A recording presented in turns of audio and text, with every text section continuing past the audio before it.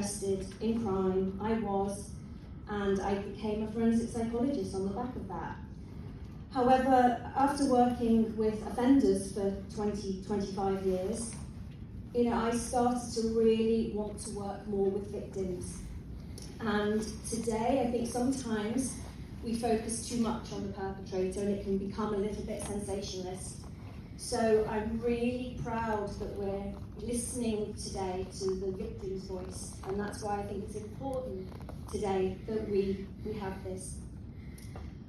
So yeah, we'll listen from Sam, and then I'll just give a little bit of kind of background in terms of risk assessments in domestic abuse and the signs that we can spot, and hopefully, because Sam will tell you all about her journey, but what Sam is really passionate about is ensuring that future daughters, sisters, mothers aren't victims of domestic abuse. So, very briefly, sorry, I've gone already. I'll hand over to Sam. Hi, I'm Sam, Jaden's mum. I started this journey that I didn't have a choice in almost 9 years ago, December. My daughter had been dating an older chap. She was 15 when she met him, and she liked him. He told her that he would wait till she was 16, so he looked kind of gallant and respectful, etc. Is it not working? Sorry. He's that better? Yeah. He seemed kind of gallant and a gentleman, and he won her over with gifts and things. There was little red flags that I'd heard things about him along the way, that he was violent towards animals, that he'd stabbed a boy in the neck with a biro, but nothing was ever proved. I remember when the day of her 16th birthday, they started going out with each other. Roll on to just before her 17th birthday, me and her were estranged by that time. He had stopped contact with the family. She wasn't allowed to speak to any of us, her granddad, her sisters, her brother, myself. He had her in Reading, locked in a flat for weeks, not able to go out. She wasn't allowed to contact anybody. The only way she could contact me was the mum, dad 0800 number, reverse. That was the only way she could ever contact me. She had her 17th birthday, and everything seemed okay. She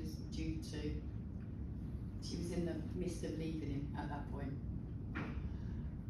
It had been turbulent. He'd been telling her that if she didn't toe the line, he was going to kill me.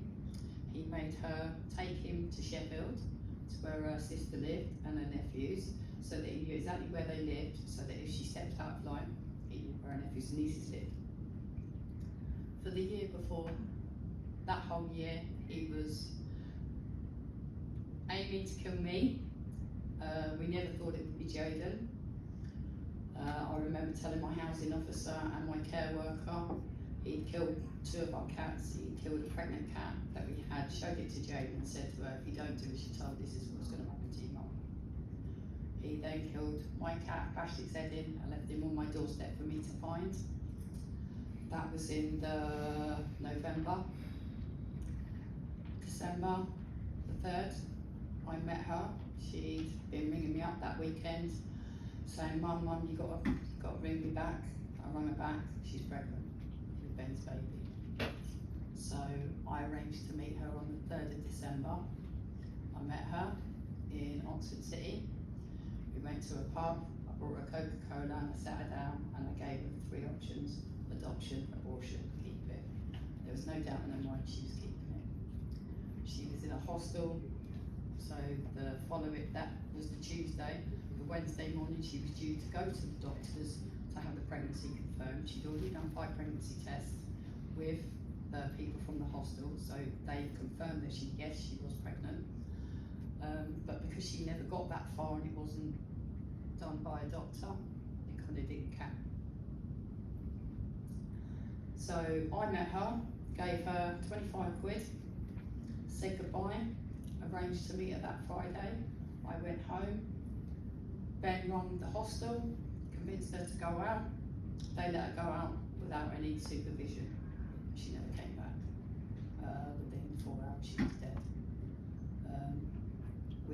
anything about it. They phoned me on the 4th of December saying, is Jaden with you?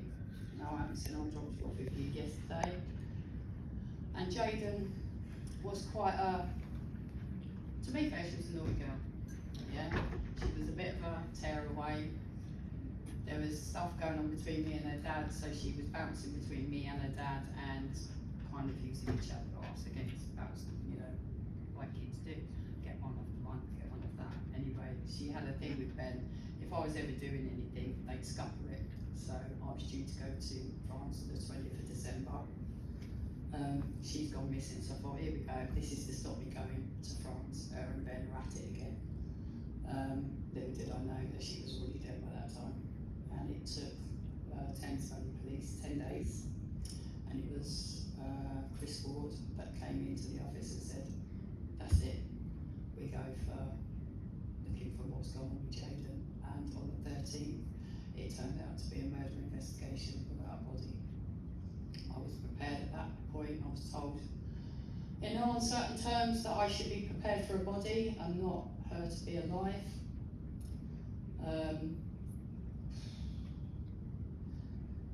He buried her first in the field that he killed her, because he walked her from Oxford Station to Didcot, walked her out to the countryside,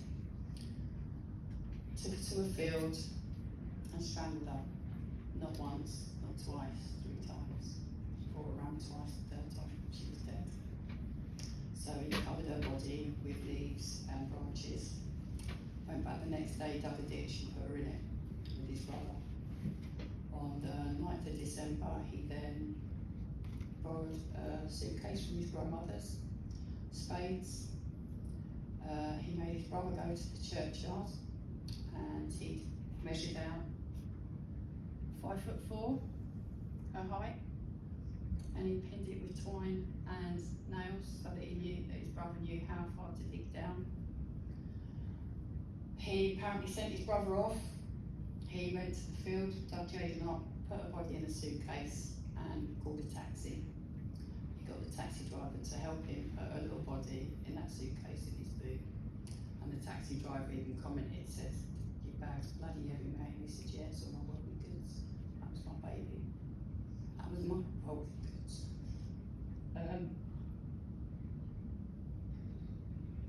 And he proceeded to bury her in his uncle's grave, and they distributed the extra soil around the churchyard so that you would not have known. They put the topsoil back, and if it hadn't been for cadaver dogs and the RAF forensic team, they might never have found the body, because that's what he wanted. To this day, we've never found her clothes, her jewellery, nothing. It's somewhere where he's put it for a later date. We had a 6-week trial and he got 28 years, not down to 20, because he was nice to her sometimes. That's the bare bones of it, but there's, he beat her before he killed her. She had footprints on her face, on her body. I knew that he was hurting her beforehand. At one point, I got so frustrated with her, I made her stand in front of me and strip to her underwear, because she confessed to her friends that he'd been burning her body. But he'd been burning her under her bra, so when I made her strip, I couldn't see it, so I dismissed it. And no one listened. I stomped my feet, I told Thames Valley that it wasn't right, there was something going on, and me and Jaden were classed as the annoying mum and the runaway daughter. End of. That's what we was. And even in our DHR, safeguarding children's we had nothing but victim blame all the way through. Okay, what I'm going to do now, but I'm going to ask Sam to jump in at any point, because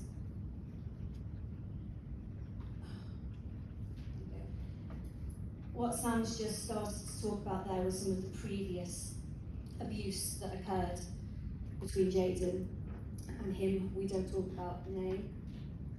So I've just put some risk factors here up, and there's various risk assessments used now by all police forces when they go to a domestic incident.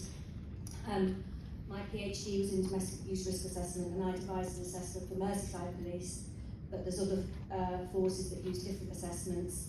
And Jane, who was talking earlier on, she's done some fantastic work looking at assessments and the pathway to domestic homicide. So jump in at any point if you want to expand on any of these. So pregnancy is a no risk factor, and that was certainly in this case seemed to be the trigger. He was already demonstrating serious violence, coercive control, emotional abuse. But when he found out that she was pregnant, that was the trigger point for him.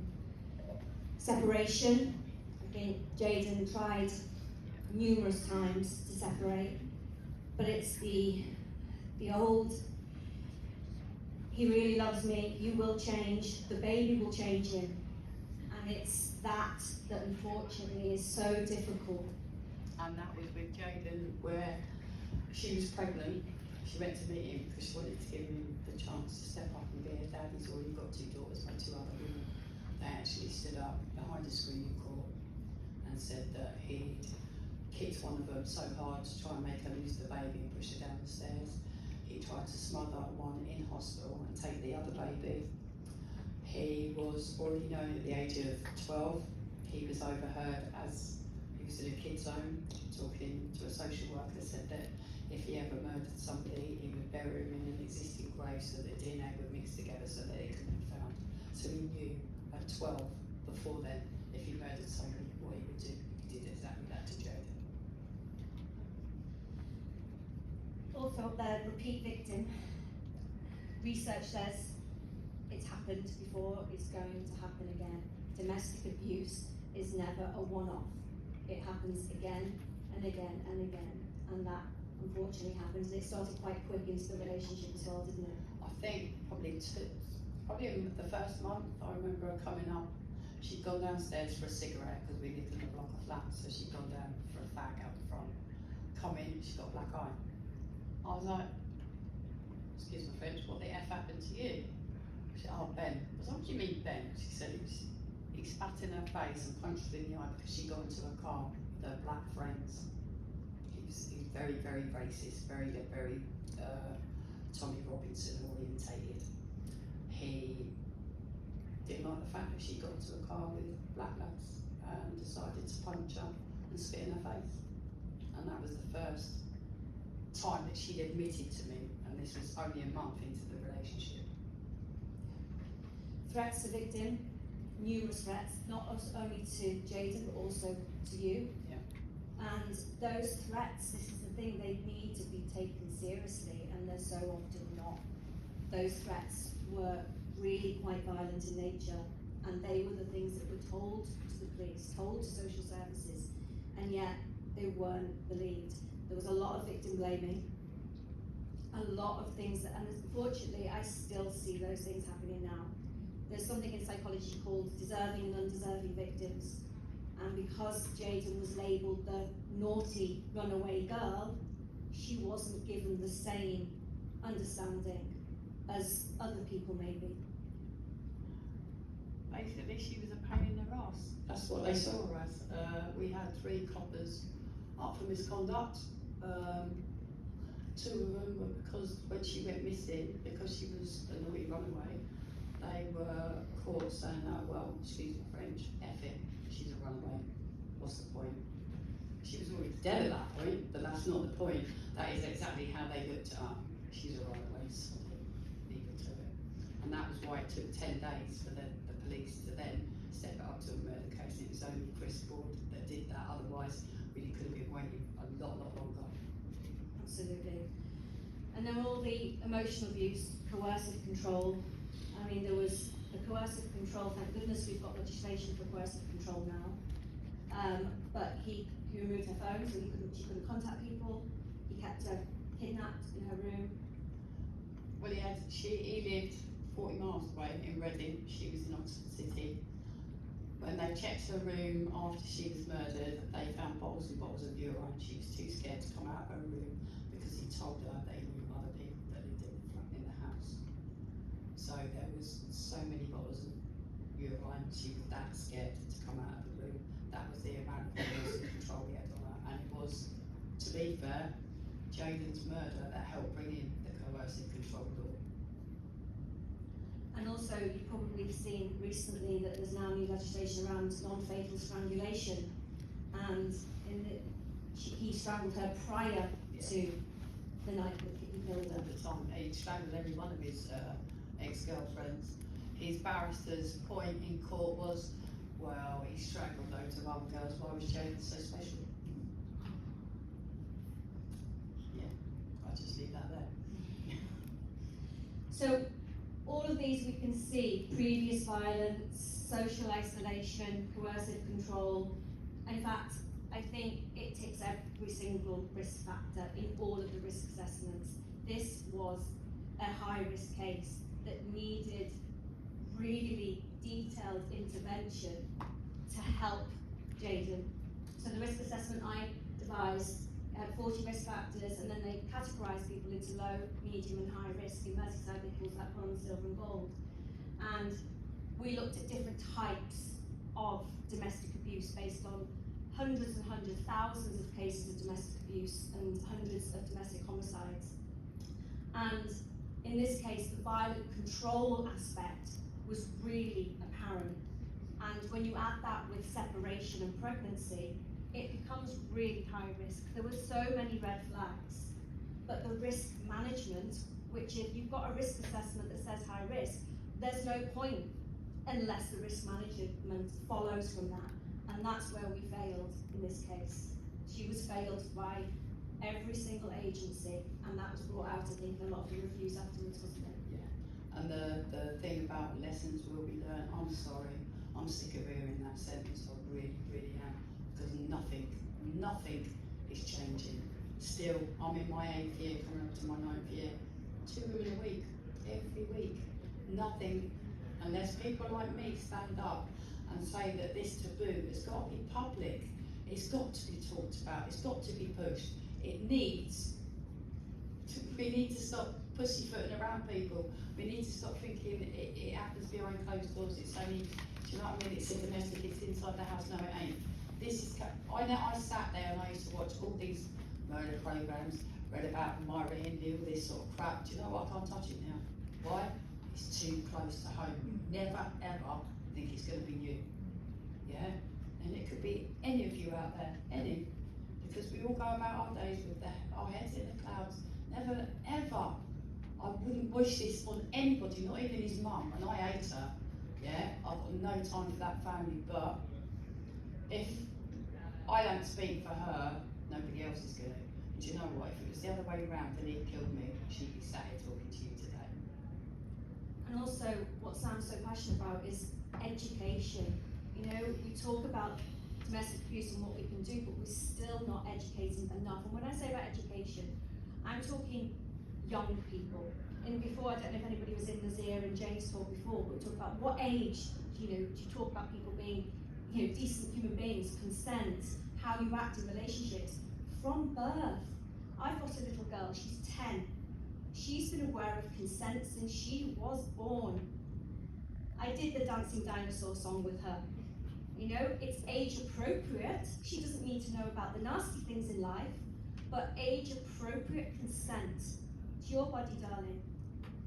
Nobody, you know, oh, mommy, can mommy have a hug? Obviously, I give her lots of hugs, but I also always talk about consent. Now that she's 10, she had a little first crush at the age of 10. I talk about kind boys, her friends. How do they make you feel? The boy that was horrible to me in school the other day, how does he make you feel? So I talk about good relationships. And because Sam's so brave, I always say, I never really talk about it. I was told once that I shouldn't as a professional because it would discredit me. I've been in an abusive relationship. So even though I've got a PhD and I've written a t-shirt, I'm not immune to it. So I make sure that my little girl has every bit of education that she can possibly have. Jane spoke before about red flags. And I talk about red flags with my clients. Because I've got lots of young people now who come to me 14, 15, 16 in abusive relationships. But I talk about flags that I think society are getting better because of things like Coronation Street doing domestic abuse storylines. The one thing we're still missing is what I call the little red flags. Those really kind of nice behaviours in the beginning of a relationship. Adores you, wants to spend every single minute with you, really quick, wants to make the relationship really serious, really quickly.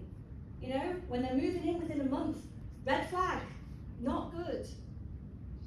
And it's these things that I think we still are failing our young people. We need to talk about this more. We need to have schools talking about relationships and abusive relationships. You don't need to use the words abuse when you're talking to primary school kids, but you think 1 in 4 of those primary school kids aren't going home and seeing this? And that's what we need to change, I think. When the year that Jamie was murdered, there was an advert that come out that Christmas, and it was of a girl and a boy in a room, and the guy was on the other side of the glass, and he's hurting her in the room, and his other persona is banging on the glass outside. Now, I believe that was a really, really powerful message to send to young kids. I saw it once, and I've never seen it again. This needs to be taught in secondary schools, because a lot of these kids don't understand what a good relationship is, because they're not seeing good relationships at home. And I myself, I'm a part of that. Mine and my husband's relationship, 18 years, he was exactly like Ben, but he was lucky. He never ever pushed it to that point where I was killed. Yeah, I used to get beaten on a daily basis. And my kid, I tried to hide it from my kids, but you never do. They hear it and they see more than you ever think. As a parent, we're not perfect. I wasn't perfect. I didn't get it right. I got it wrong. Yeah, I tried tough love. It backfired. But you know what? I tried everything I could in the book to try and stop her from being with him. And at the end of the day, that's all I could have done. It was her decision. She chose to go and see him and give him that opportunity. Why? Because she's a fucking decent kid. At the end of the day, she wanted him to be a decent dad to her kid. That's all she wanted. Sorry, I said I wouldn't go back and I'm messing it up. Sorry, back there. Told you shouldn't give this to me. So I think the key message for today is about the lessons, not lessons learned, lessons of how we can move forward in terms of education. You know, ensuring that people have these conversations, young people have these conversations. But also, I was really keen to kind of look at Sam and how she's doing, because this, as it would, completely and utterly destroyed her. And when I met Sam, I don't think you would have sat here today. No, you wouldn't have got me out of the house. So I want to just kind of spend some time. As I said, I was asked to work with Sam, and she'd been given lots and lots of different diagnoses. But fundamentally, she was suffering from trauma, complex trauma, nightmares, flashbacks, low mood, Not eating, self-harming. I sat in the bedroom for 6 years, refused to come out of that room. I couldn't even walk across the road to buy a pint of milk. I was that scared to leave my house for 6 years. I was tried for trauma assist, but because, and excuse me, I will say this, and I don't lie about it. I smoke cannabis. I self-medicate because that's the only thing that stops my head from racing. And because I self-medicate with cannabis, I was told I was too complex and I wasn't allowed trauma assist. So I was given diazepam, 40 milligrams a night, lorazepam, 6 milligrams a day, gabapentin, 12 tablets of 250 milligrams. I was flying. I don't remember the first 2 years. And to come off those benzos took me a long time, and it made me really ill. And you know what? I would never, ever touch another tablet. Because I stopped taking those tablets, I was kicked off of mental health and told I was too complex to help. And that was it. That I've not been helped since until I met this lady. Too complex. If I had not worked with the majority of people I've worked with that were too complex, they wouldn't get help. And the first question I was asked by the TV company who got in touch was, nobody will work with her because she smokes cannabis. Is that an issue? And I went, no, it's not an issue. The only thing we'll have to do is make sure you're not high in the session, which Never been. never been. Afterwards, Yeah. We need one. yeah, you used to dread seeing me, didn't you? Actually, I do look forward to it because I know that it helps. And that's the weird thing about it. I was told about EMDR by another, I've now done 5 documentaries.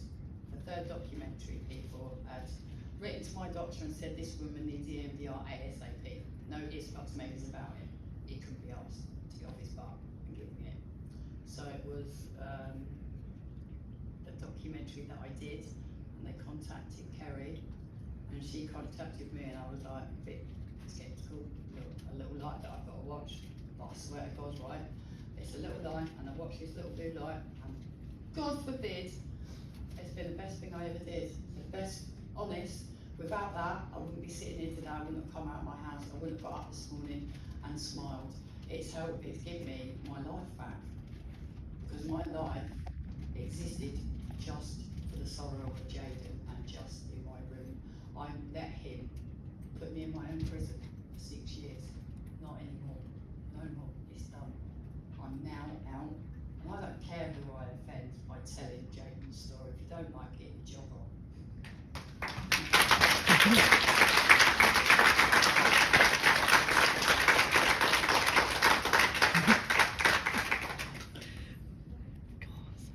Sam mentioned EMDR. EMDR is a type of trauma therapy, so it's in the NICE guidelines for the treatment of PTSD. When they talk about complex and therefore not getting help, I have referred many people when I do reports for EMDR, and they are often refused because their trauma is complex. And yes, the evidence base is not as strong for complex PTSD as it is for PTSD. However, I always say it's about managing the expectation. Sam said to me, I want the flashbacks to stop. She didn't have any, it's not going to take her pain away, it's not going to take her grief away. She just wanted the flashbacks and the nightmares to stop. And we achieved that, didn't we?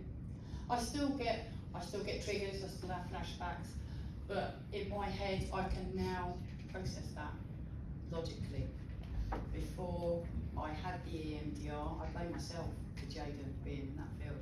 I blamed myself for wondering while he was strangling her, was she thinking, where's my mum? My mum's not here, I didn't save her. And for a long time I blamed myself, and it's not me to blame, it's him, it's all him. And it's taken me a long time to shift that guilt that I had over it. It'll never go completely, because I still feel that I didn't do enough, but I did as much as I could, and that's all I could have ever done. Sorry, I'm messing up the technology behind here, honestly. We've got some questions I can see. We'll leave time for questions, definitely. I think we're going to have a good over 10 minutes for questions, so I'm so sorry. We missed out. No, the slide before, please. So just in terms of what we talked about before, it's, you know, the failings, spotting those signs, and also I think this was talked about before with Nazir and Jane, the victim blaming, the myths. That is the thing that we still, police forces still need education on that. You know, they've come a long way in the investigation of domestic abuse, but there's still so much more to be done. Understanding that cycle of abuse, Sam's just mentioned in terms of her relationship, you know, and that cycle of abuse is absolutely, we know that the pattern can repeat itself. Education, as I said, the small little red flags, not just the big red flags. Strangulation, now we've got new legislation on that, but also the failing of people. This is the ripple effect. I've worked with another family recently, and I've seen many members of the same family. It's the ripple effect that something like has this on friends, family, and they need help and they're being failed. They're being failed. Even to the point where I don't think my son's had any help. my dad, my ex-partner never got any help. We were basically, once the trial ended, that was it. See you later, on your way. It's done, we've done our bit. But no, you haven't. We're left with all the trauma. We're left with everything that we've sat and watched through court 6 weeks. When we was in court, he's sitting there saying, oh, I can't watch it, when they brought the suitcase up that her body was in. I had to sit there and watch it. He was allowed to go back down to the cells because it was too emotional. Really? You're the one that put her in. You know, it's... Also, I think in terms of domestic homicide reviews, Sam mentioned before that how you felt about that. Another case that I've worked on recently, when the initial meeting for the domestic homicide review, and there's some people who do, I know Jane does, and there's other people that do amazing domestic homicide reviews. But this case, the person doing the domestic homicide review, it was a case where there was no previous, no apparent previous, there was coercive control, but no previous violence, no arrests, no police involvement, middle class family, you know, it was all very much kept behind doors. And when the family sat there, the initial meeting at the DHR, the person said, well, what did you all do about it? When they talked about seeing the coercive control. So they blamed the family for not noticing the signs of coercive control and doing something about it. So even the DHR's, domestic homicide reviews, which were brought in place to learn from failings in domestic abuse and domestic abuse homicide, even they are now being used in some circumstances to further blame the family. Oh, but it's taken us 4 years to get the register. I went to the House of Commons, it's got to be 4 or 5 years ago now, with Professor Jane Watson-Smith and Sue Hale, and stood there in front of, I can't remember what the MP's name is, Ed something, and told her Jane's story, and we've been fighting ever since. And to be fair, Pretty Patel come out and said, right, yeah, I give you a domestic abusers register, and that's just the start. Yeah, there's obviously going to be hiccups, things are going to go wrong, but we've got it, it's in place. And that, if we'd had a register beforehand, Ben would have been on it. And she wouldn't have had a bar of him, not at all, because if she'd have known he was like that, she wouldn't have gone there. She wasn't that dark, but once she was in that relationship, he messed her head. That's the important bit, it's before, because unfortunately, once they're in it, it's really, really difficult. Mm-hmm. I'm conscious there's a few hands and we've got to go to the side.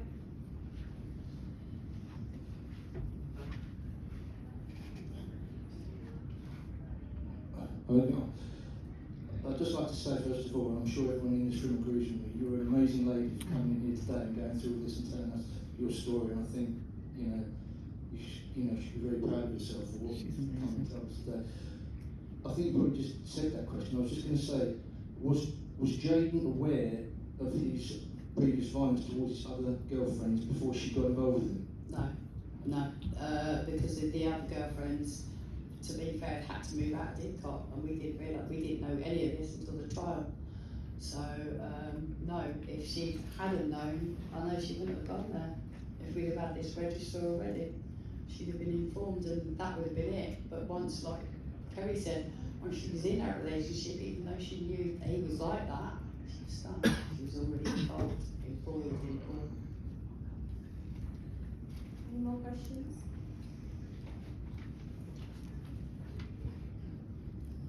You mentioned about the new register. Is this the legislation that's been brought in where a partner can be told in a certain amount of weeks that their partner is violent towards them? No, that's Claire's law. Claire's law. Yeah, Claire's law is totally separate. That is where you can ask about your partner, and they will disclose to you whether or not they have had a domestic situation, but they won't go into detail. And it can take months and months Why then it's to too get that late information in many from cases. this as well. But also, that's the difficulty, because how many people, don't get me wrong, everything, I always look at it as a toolbox of different approaches, and if it saves one person, absolutely. But the problem there is that how many people, when in their first flush of love, and they notice that first sign that makes them feel a little bit worried, are going to call and ask for Claire's law? They're probably not. think, oh, it's fine, he's a little bit stressed, it'll be better. So I think it's important the register is more that it's there as soon as there's How do you access that register? You don't. Once they're arrested for domestic violence, Right. they're then put on the register, same as the sex offenders register basically. Once they've been through the court system, they're then on that register. I don't know how long. So the important bit is that that means that the authorities have to tell that victim about that person. So that's completely, so it's that sex offenders register, they have to, and they have to update, change of location, change of jobs, if they get into a relationship with a woman with a child, you know, all these things, new relationships, the person will be informed. So it takes it off the victim to responsibility. That's the important bit. There's a, Was he convicted of murdering Jaden's baby? And why not? He was convicted of murdering Jaden only, and the only reason for that was because she didn't have it confirmed by the doctor. But surely there's an autopsy. Where she'd been in the countryside for a while, there was nothing there that they could use. Even when they tried to find out how she died, they had to send her brain away for 8 weeks. We wasn't allowed to bury her, so that they could slice it and see the oxygen levels, basically, because under the age of 20 or something, your hyoid bone doesn't fuse, so when you're strangled, it doesn't snap. So that's when they realised that he'd strangled her 3 times, brought her around twice, and the 3rd time she died from the slicing of the bones.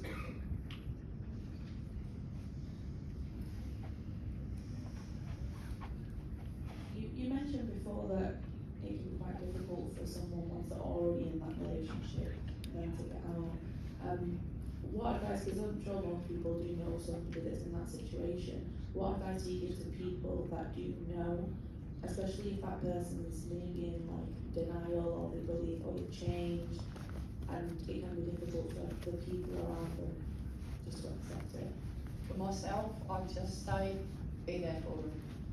Yeah, at the end of the day, because you can lead a horse for water, you can't make it drink. Yeah, at the end of the day, as long as you're there when it goes tits up, they've got someone. Yeah, that's all they need at that point. But up until that point, sometimes, like I said, they're in denial, they don't want to know. They can see it, they don't believe it. I would completely echo that. It's really, really difficult.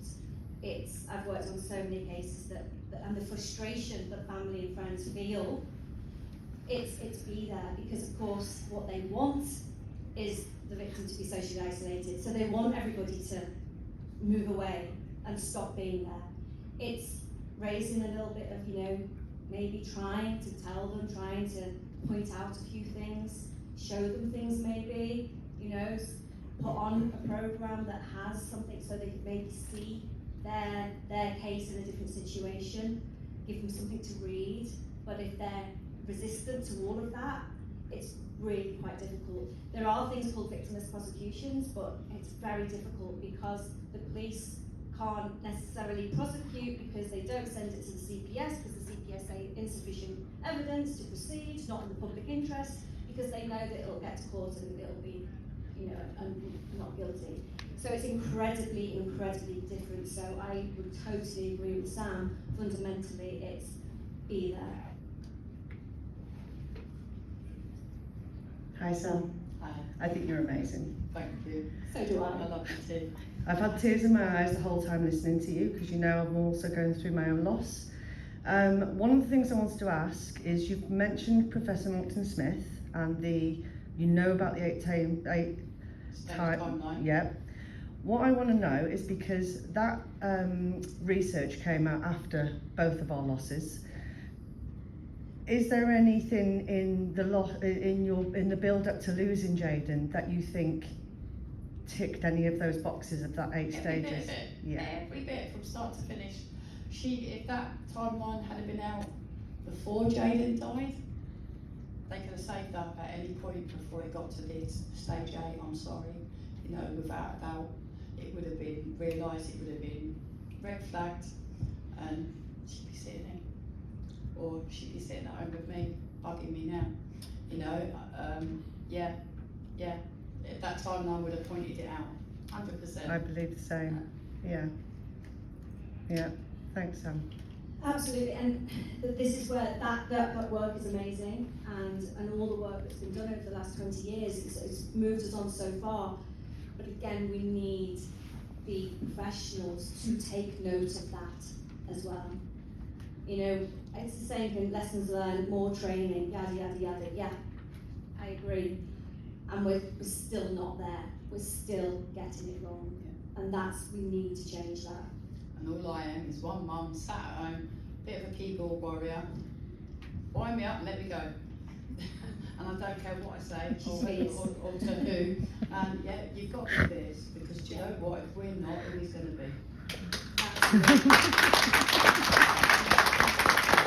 I can honestly say that, you know, I've had a long career, but working with Sam and some of the other families I'm working with at the moment, it makes what I do worth doing. And so I want to say thank you to doing this today.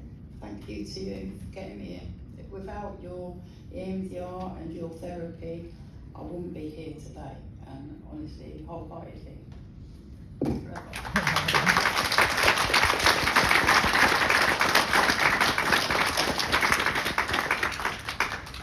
Thanks everybody for coming. I really, really appreciate it.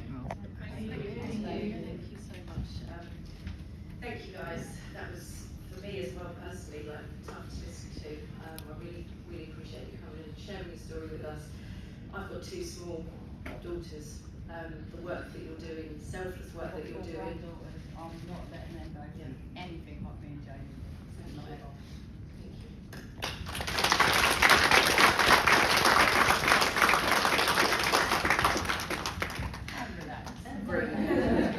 Thank you guys. Right, bathroom.